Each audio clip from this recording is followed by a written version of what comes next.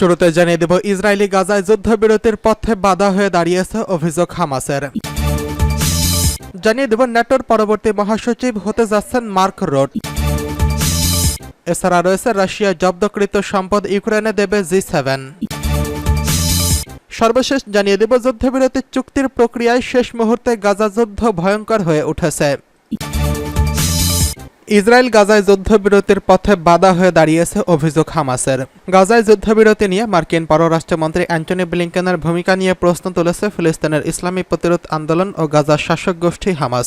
আক্ষেপ প্রকাশ করে জানিয়েছেন, মার্কিন পররাষ্ট্রমন্ত্রী গাজায় যুদ্ধবিরতির আলোচনায় কেবল জটিলতা বাড়াচ্ছে, সমাধানের চেষ্টা করছে না।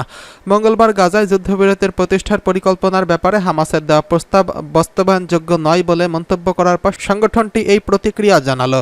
লেবাননে হামাসের সিনিয়র প্রতিনিধি ওসামা হামদান বুধবার এই প্রতিক্রিয়ায় জানান, দখলদার ইসরায়েলি গাজা উপত্যকায় যুদ্ধবিরতির প্রতিষ্ঠার পথে অন্তরায় হয়ে দাঁড়িয়েছে। এদিন আরবি টেলিভিশনকে দেওয়া এক সাক্ষাৎকারে তিনি বলেন, আমরা মধ্যস্থকারীদের জানিয়ে দিয়েছি যে পদক্ষেপটি মার্কিন প্রেসিডেন্টের উত্থাপিত প্রস্তাব প্রত্যাখ্যান করে যাচ্ছে, সেটি ইসরায়েল।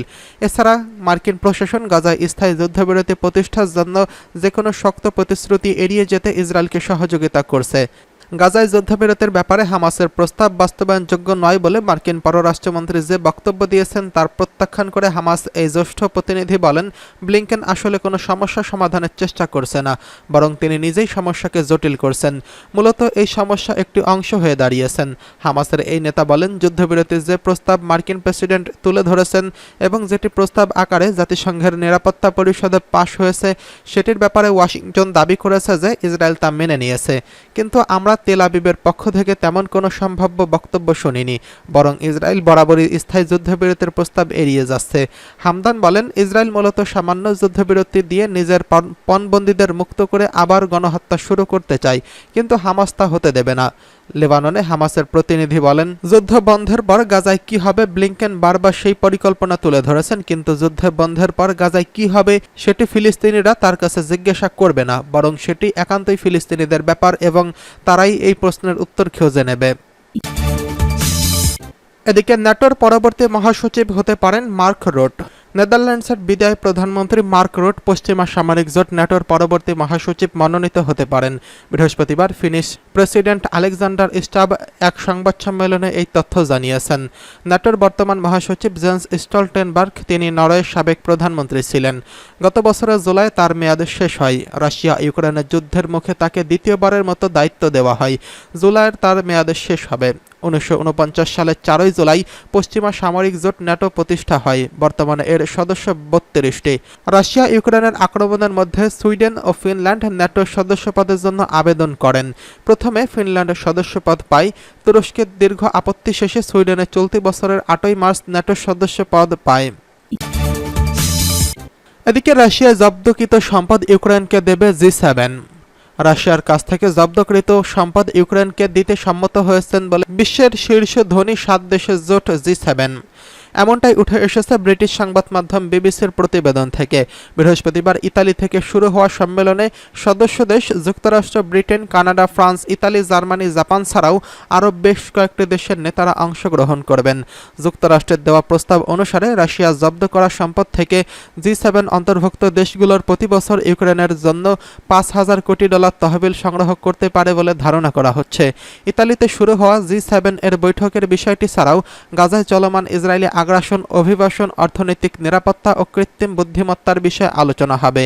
এই সম্মেলন এমন এক সময় শুরু হতে যাচ্ছে যখন ব্রিটিশ প্রধানমন্ত্রী ঋষি সুনাক, ফরাসি প্রেসিডেন্ট ইমানুয়েল ম্যাক্রো, মার্কিন প্রেসিডেন্ট জো বাইডেন নিজ নিজ দেশে নির্বাচনের মুখোমুখি হতে যাচ্ছেন। আসন্ন নির্বাচনে ঋষি সুনাক, বাইডেন এবং ম্যাক্রো হারার সম্ভাবনা থাকলেও এবারে G7 সম্মেলনের আয়োজক দেশ ইতালির প্রধানমন্ত্রী জর্জিয়া মেলোনি বরং ক্ষমতার যাত্রার তার অবস্থান সুসংহত করছে। আর কিছুদিন পর কানাডায় অনুষ্ঠিত হতে যাওয়া নির্বাচনেও দেশটির বর্তমান প্রধানমন্ত্রী জাস্টিন ট্রুডোর সরকারের পতন হতে পারে। এদিকে যুক্তরাষ্ট্রের প্রস্তাবিত পরিকল্পনা অনুসারে রাশিয়ার কাছ থেকে জব্দ করা G7 ভুক্ত এবং ইউরোপীয় ইউনিয়ন ভুক্ত দেশগুলোতে থাকা $32,500 কোটি সম্পদের সুদ থেকে প্রাপ্ত অর্থ ইউক্রেনকে ঋণ আকারে দেওয়া হবে। রাশিয়া 2022 সালের 24 ফেব্রুয়ারি ইউক্রেনে আক্রমণের পর পশ্চিমা দেশগুলোর পর্যায়ক্রমে এসব সম্পদ জব্দ করে। আন্তর্জাতিক নিয়ম অনুসারে কোনো কোনো দেশে রাশিয়ার কাছ থেকে জব্দ করা সম্পত্তি ইউক্রেনকে দিতে পারবে না, কিন্তু G7 যদি এই পরিকল্পনা পাশ করে তবে হয়তো সরাসরি না দিলেও সেই সম্পদ থেকে অর্জিত সুদ ইউক্রেনকে দেওয়া সম্ভব হবে, যা দেশটিকে রণক্ষেত্রের দারুণ সুবিধা দেবে। এদিকে যুদ্ধবিরতি চুক্তির প্রক্রিয়ায় শেষ মুহূর্তে গাজা যুদ্ধ ভয়ঙ্কর রূপ ধারণ করেছে। যুক্তরাষ্ট্র যুদ্ধবিরতির চুক্তি প্রক্রিয়া শেষ করতে চাওয়ায় ঘোষণার মধ্যে ভয়াবহ যুদ্ধ পরিস্থিতিতে ফিলিস্তিনি ভূখণ্ড কাঁপছে। যদিও মধ্যপ্রাচ্য সফর সমাপ্ত করে শীর্ষ মার্কিন কূটনৈতিক অ্যান্টনি ব্লিংকেন বুধবার বলেছিলেন, গাজা যুদ্ধের অবসান ঘটাতে একটি যুদ্ধবিরতি ও বন্দী মুক্তির চুক্তি এখনও সম্ভব।